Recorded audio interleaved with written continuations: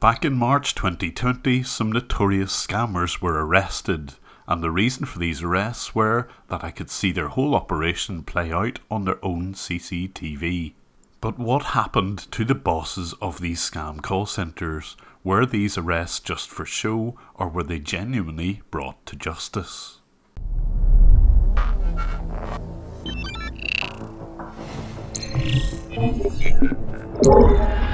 Fairmart are located in Sonnet Tower in southwest Delhi. But the travel company was just a front for the real business, which at the time was running a pop-up scam.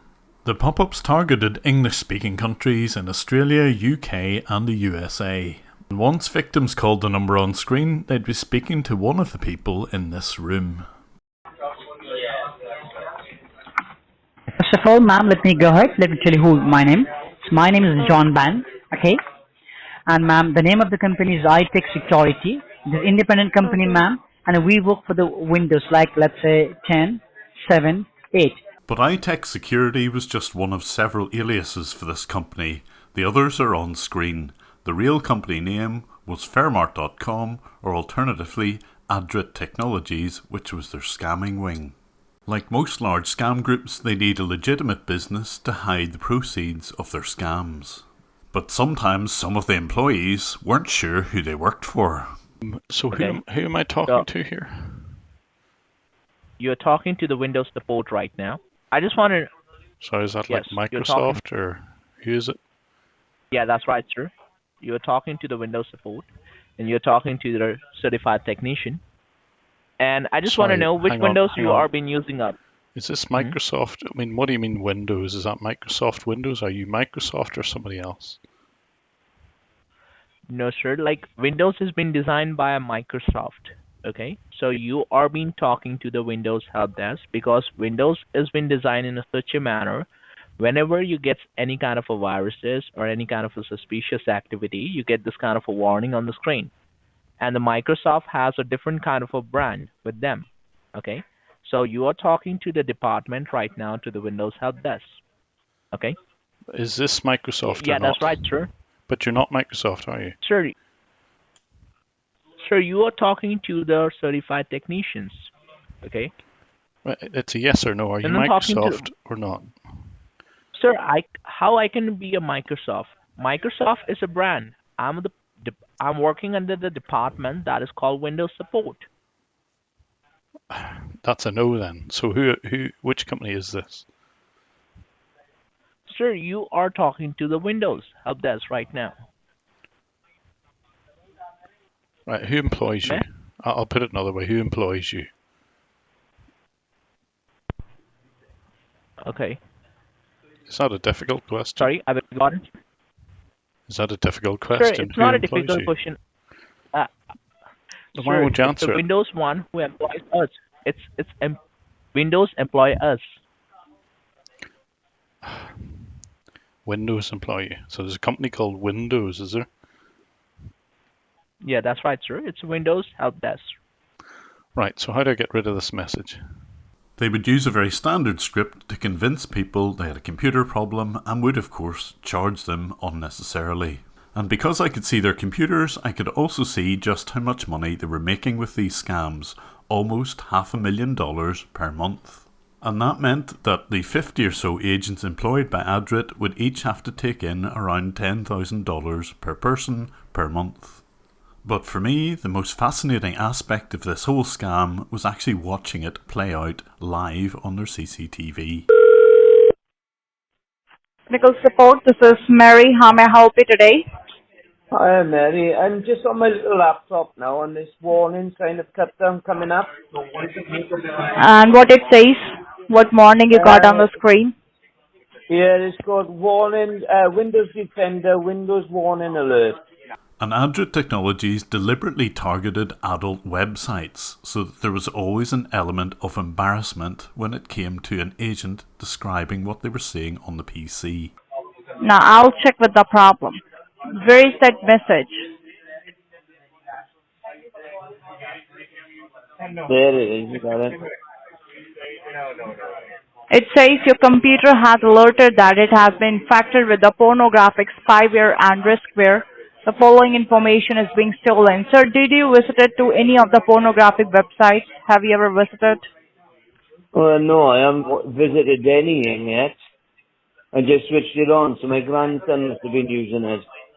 And once the victims were on board, they would deliberately lie to everyone.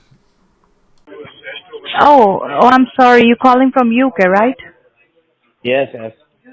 Oh, I forgot. I'm from United States. Yes, I gathered that. Which part of the United States? It's California, San Jose. Oh, lovely. And then they would deliberately misdiagnose the PC, usually saying that there were hackers involved. Sir, here your network is being scanned. It says Trojan virus found. Do you have any idea what's Trojan virus? Have you ever heard of it?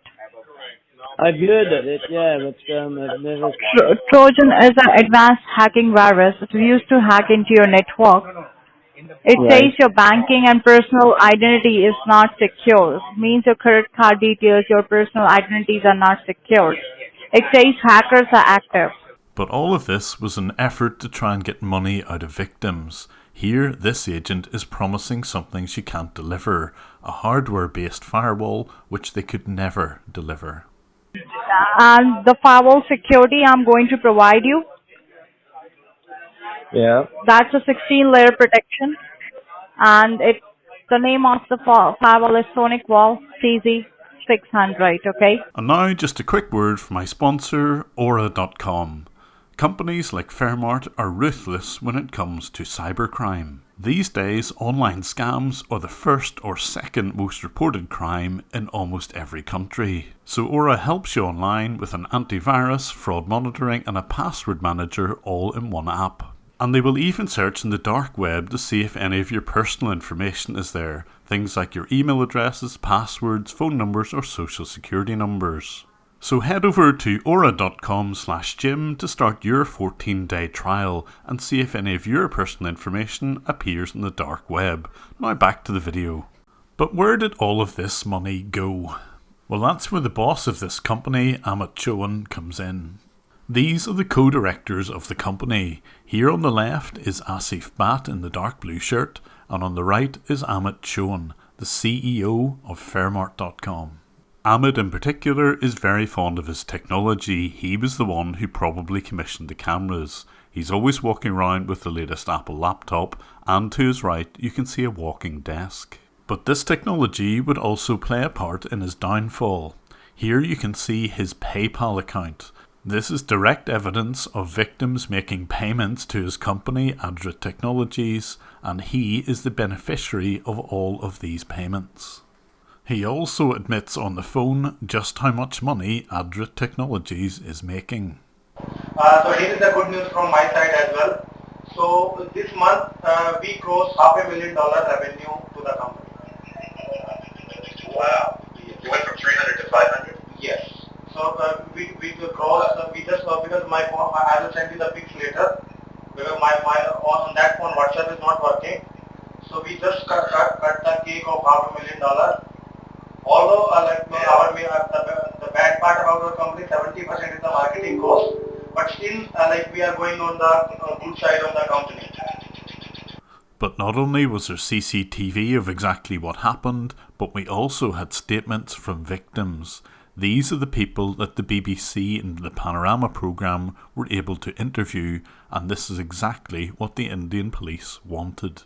And so when Amit and his accountant here were eventually arrested, I thought that the police would use them as an example to try to deter other sorts of scammers. This was the opportunity for India to show to the world that they were fed up with these sorts of scams and for giving India a bad reputation. So I watched with keen interest to see exactly what would happen to this pair. But it didn't take long before Amit was out of jail. Although the arrest happened on the 3rd of March 2020, less than 3 weeks later, on the 21st of March, Amit was out on a bail of 50,000 rupees. That's around $600. Pocket money for Amit. But it would take a while before any of this could go to court. COVID kicked in and things slowed up. But if you think any of this would deter Amit, here he is going back into his offices just weeks after the arrest. Indeed, Amit Chauhan and his co-director Asif Bhatt would register a new company called I2A Technologies in the same building just months after this arrest.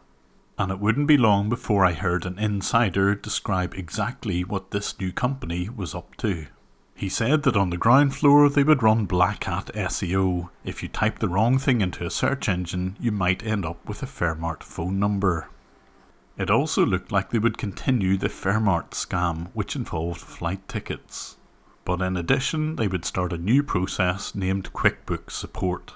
They weren't officially QuickBooks registered, and this was inevitably just to get money from unfortunate people who looked up the wrong search term.